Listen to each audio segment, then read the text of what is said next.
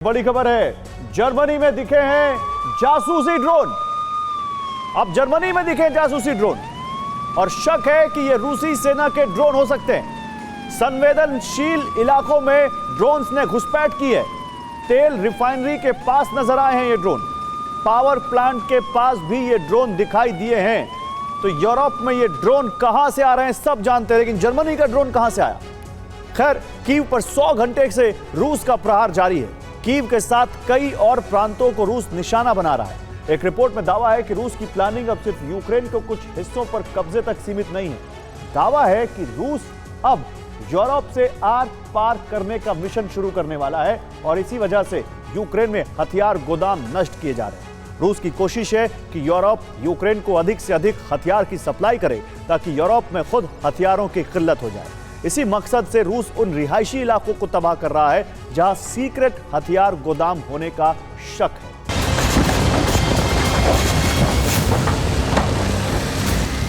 सौ घंटे बीत गए लेकिन धमाकों का दौर नहीं थमा।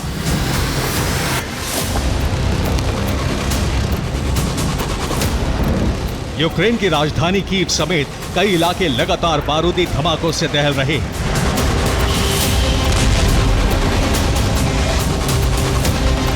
पुतिन अब 2 लक्ष्यों को हासिल करने की रणनीति पर काम कर रहे हैं।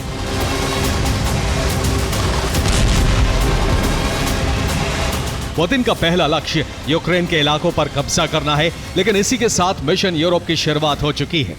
रूस यूरोप के हथियार नष्ट कर रहा है ताकि यूरोप में हथियारों की किल्लत हो सके।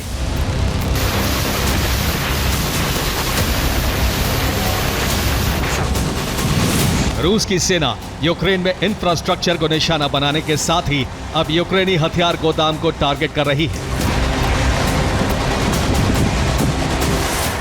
रूस का मकसद यूक्रेन में मौजूद अमेरिकी और यूरोपीय हथियारों को नष्ट करना है। यही वजह है कि कीव समेत कई और इलाके इस वक्त प्राइम टारगेट बने हुए हैं।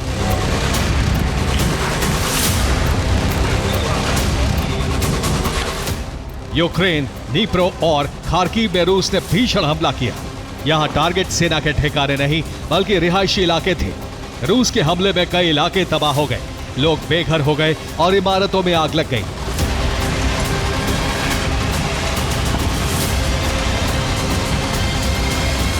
खार्किव को लेकर रूस में बौखलाहट बढ़ती जा रही है। लगातार हमलों के बावजूद रूस को कामयाबी नहीं मिली तो अब घातक मिसाइल और बम से खार्किव को वीरान बनाने की कोशिश हो रही है।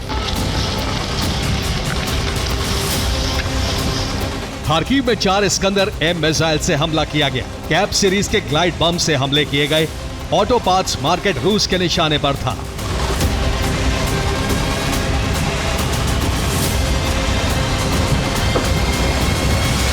रूस ने इस्कंदर मिसाइलों से खार्किव के ऑटो पार्ट्स मार्केट को तबाह किया। इससे जाहिर होता है कि रूस चाहता है कि खार्किव में लोगों के पास न रोजगार रहे और न जरूरत की चीजें। ऐसा करने से रूस खार्किव को खाली करा सकता है।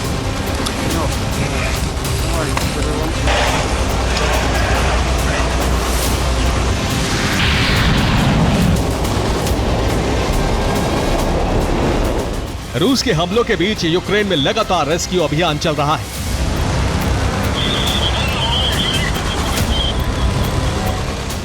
ज़ेपोरिज़िया में भी भीषण गोलाबारी हुई है, जिसके बाद फिर न्यूक्लियर पावर प्लांट से खतरे का सिग्नल है। ज़ेपोरिज़िया प्लांट में बिजली सप्लाई बंद है। पावर ग्रिड से प्लांट का संपर्क कट चुका है। बिजली सप्लाई रुकने से हादसा हो सकता है।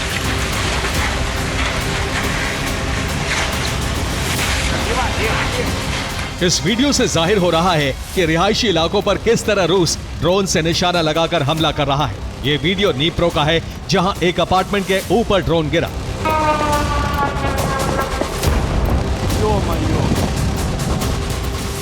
सूमी में कई बिजली स्टेशन को निशाना बनाया गया है। कारखानों पर भी हमले किए गए हैं। सूमी के कई इलाकों में बिजली गुल है।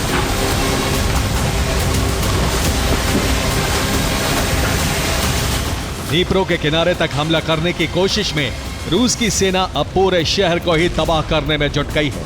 यूक्रेनी फौज ने नीप्रो किनारे पलटवार की कोशिश की थी, जिसके बाद रूसी सेना का एक्शन शुरू हुआ है। नीप्रो में रूस के हमलों से भारी तबाही मची है। कई जगह आग और एम्बुलेंस की कतार देखने को मिली।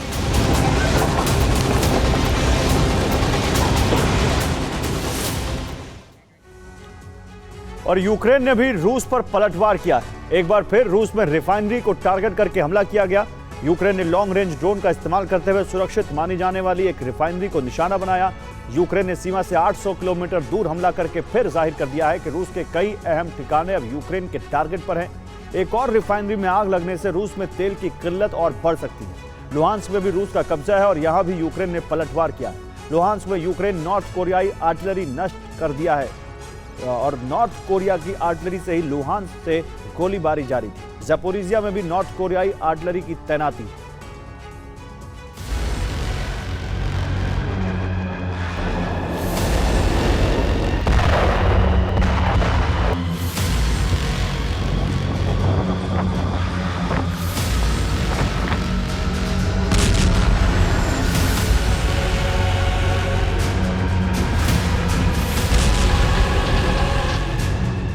यूक्रेन से हमले का वीडियो भी जारी है।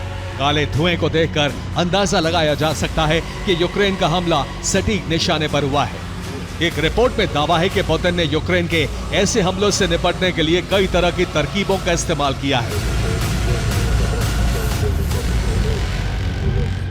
रूस ने लकड़ी से फाइटर जेट का मॉडल तैयार किया है। रूस टैंक के आकार के गुब्बारे बनवा रहा है। रिफाइनरी को लोहे के जाल से ढक रहा है। फाइटर जेट को ढकने के लिए खास पर्दे बनवा रहा है।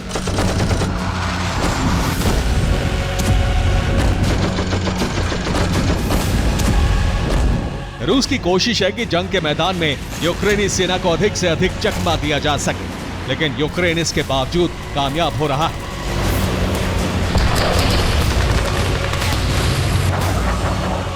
क्रीमिया में यूक्रेन ने फिर हमला किया। S-400 के रडार को ड्रोन से नष्ट कर दिया गया। यूक्रेन क्रीमिया के कवच को लगातार कमजोर कर रहा है।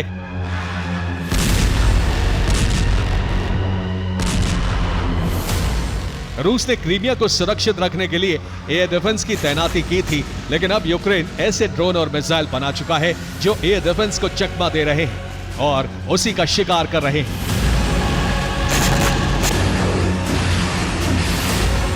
आपको दिखाते हैं क्रीमिया में यूक्रेन कैसी तबाही मचा चुका है।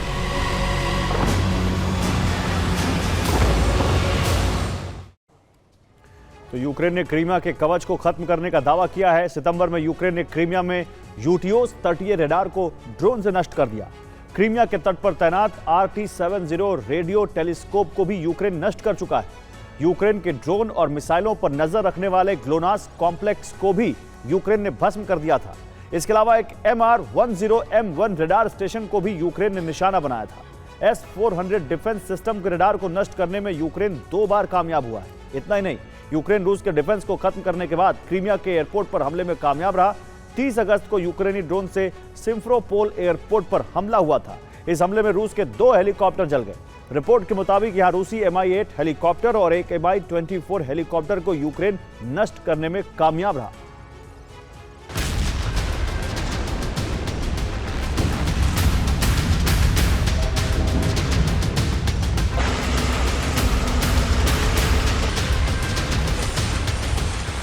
रूस के ताबड़तोड़ प्रहार के बाद ज़ेलेंस्की का हौसला कम नहीं हुआ है। ज़ेलेंस्की ने रिहायशी इलाकों पर हमले का बदला लेने की धमकी दी है।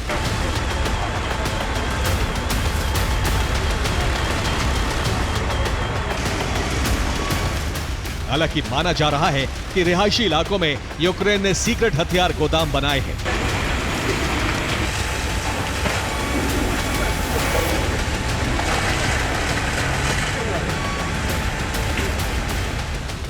हथियार नष्ट करने के लिए रिहायशी इमारतों पर हमले हो रहे हैं। रूस की कोशिश है कि यूक्रेन के हथियारों का स्टॉक खत्म कर दिया जाए। यूरोप के हथियारों को खत्म करने का टारगेट भी रखा गया है।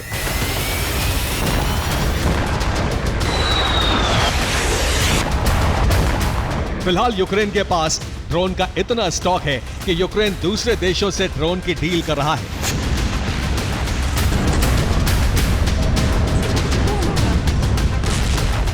ज़ेलेंस्की अब रूस से इंतकाम की योजना बना रहे हैं और माना जा रहा है कि रूस की कुछ और रिफाइनरी और गैस स्टेशन यूक्रेन का निशाना बनने वाले हैं।